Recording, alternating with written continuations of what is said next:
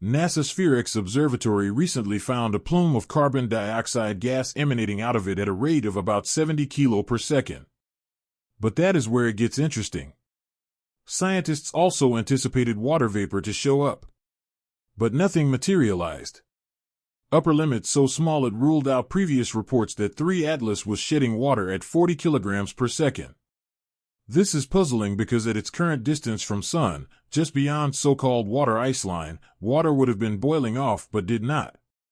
Even more interesting, its surface spectrum reveals frozen water, carbon dioxide ice, and organics. Same mixture we see in Kuiper Belt objects that have been irradiated by cosmic rays. So what is our question? Is 3 Atlas a normal comet? Or is it something a little more unusual? An interstellar visitor that defies our assumptions. Be sure to like, share, and subscribe to find out more space mysteries unveiled as we look into what could potentially change everything we've ever thought about the universe. Social media sites have exploded in the past few hours with postings asserting that 3 Atlas sent a message to Earth. What started as sporadic rumblings within niche communities soon built into a maelstrom of viral chatter that reached hundreds of thousands in hours. The narrative gained strength because it came at the same time as new telescope data shared with choice research circles, and soon speculation became rampant suspicion that something historic had just occurred.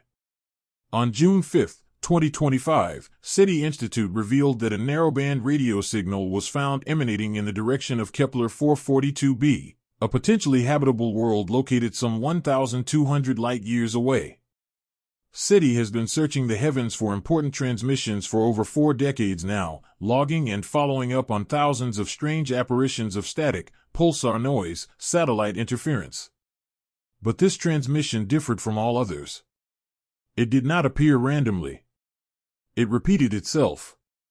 Even more astounding, patterns of modulation of this signal carried unmistakable signs of structure, as if some language inscribed upon it had been constructed about its intervals.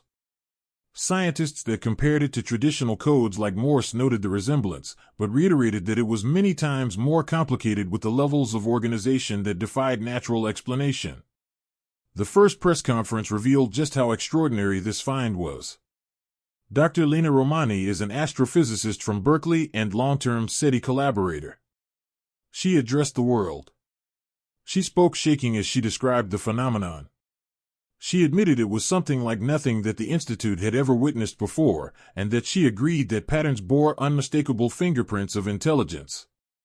She nearly made absolute conclusions, but clearly indicated that the result was much more than normal space.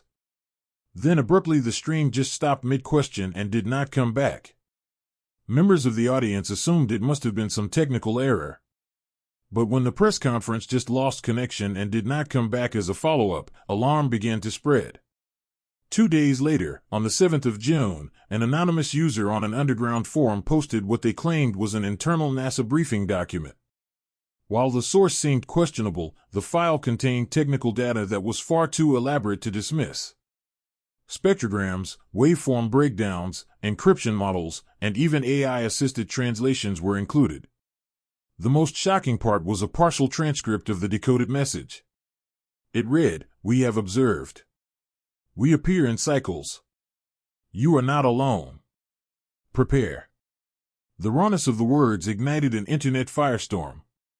Amateur astronomers, independent researchers, and data analysts all flocked to analyze the paper, comparing its contents against common signal analysis methodologies. The thread erupted across networks, migrating from internet forums into mainstream social media as communities worldwide worked in real time to solve the enigma. By the 9th of June, the data was gone. Threads were removed, accounts suspended, links deleted, even archive snapshots gone. To some, this erasure only fueled the suspicion that something real had leaked out. 2 days later, on the 11th of June, the White House released a carefully crafted statement. It admitted that irregularities had been registered in communication arrays, but maintained there was no indication of intelligent origin. The message also urged the public to ignore misinformation spreading on unofficial platforms. That same day, NASA's Deep Space Network went offline for what they described as scheduled maintenance. SETI's official website was locked into restricted access, and the Allen Telescope Array live stream, once running around the clock, displayed only an error. The timing of these shutdowns was too precise to be dismissed as coincidence. Soon afterwards, a whistleblower known as Jed, himself having been a worker in a jet propulsion laboratory before his online identity was deleted with his credentials verified in advance, revealed that the transmission had been two-way. There were signals that Earth scientists had sent back to the originator, and some responses were received accordingly. These responses were transmitted across a number of frequencies that carried unmistakable hallmarks of intellectual activity. When pressed further about new messages themselves, he would reply that it was no threat but an invitation. Although the significance of this disclosure, media attention plummeted. Major news networks steered clear of the story. Independent reporters encountered unusual challenges, and publishing and podcast episodes discussing the topic went missing from their websites. Even prominent scientists who voiced their opinions appeared to take it back. Neil deGrasse Tyson temporarily wrote that First Contact could not possibly be spectacular, but rather oddly mundane, only to have deleted the comment a short time later. What could have been the biggest news of the century appeared to disintegrate into nothingness as the days went by. Bizarre visual events appeared in the skies. Amateur astronomers in Japan, Chile, and Canada began to document flashes of light from the direction of Kepler 442b on June 15. Unlike supernovas or stellar bursts, they appeared as deliberate pulses that came in a sequence, 3 pulses in 6, and 3 in a repeating cycle that came about every 19 hours or so. Some of the witnesses linked the sequence to that of the original transmission intervals. Still, others speculated that it must be a countdown of some form or even a secondary communication. Mainstream astronomy observatories' inability to confirm only served to entrench the mystery. Officialdom remained tight-lipped as governments and institutions drew a veil of silence around themselves. The public debate went viral on social media, encrypted forums, and informal skywatcher networks. Each fresh sighting was shared, discussed, and dissected. Official recognition, however, continued to be missing. For those who had been with the story since the start, the events created a coherent timeline. A coherent signal was detected. It was translated into a comprehensible message. Earth replied, and many replies were returned. Next, there was a concerted effort at hiding information from the public. The translated words "prepare" was the subject of controversy. What were humans preparing for? It was argued by some that it was a proclamation of arrival, a message that a presence was moving closer. Others felt it was an invitation to communication, a summons for humankind to move past solitude and into a galactic community.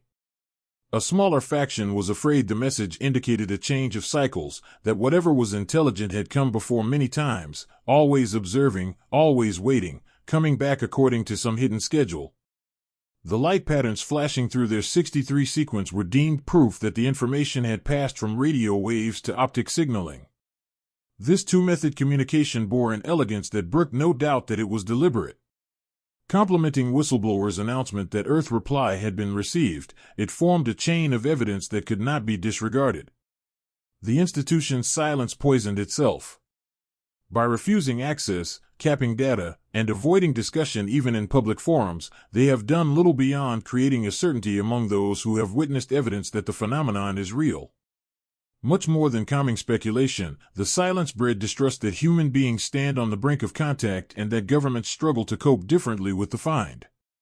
The events of June 2025 are a watershed in human history. Humans pondered for decades whether it would even be feasible to receive a communication from the stars. Few believed it would do so with such clarity, redundancy, and unmistakable shape. Even fewer believed it would have been preceded by deliberate suppression and silence. Yet facts are facts. A communication was received. It was interpreted, Earth replied, and the reply was answered. The authenticity of this moment does not appear on televisions nor appear in headlines, but is contained within those records of those who listened. It is contained within those moments of light perceived by those who gaze upon the skies, within those records temporarily released into cyberspace, and within those two words "prepare" that yet echo through every conversation about what is to come. This person posted an interesting video on social media showing a large object piercing the clouds. After posting, the video went viral on different groups, and researchers investigated its nature further. In the words of the person, while looking out of the airplane window, he saw something unusual in the horizon. Quickly taking his camera, he began recording, highlighting the visible sight of the object from a far distance. In addition, he had explained the object to have 4 large arms which pierced through the cloud layers.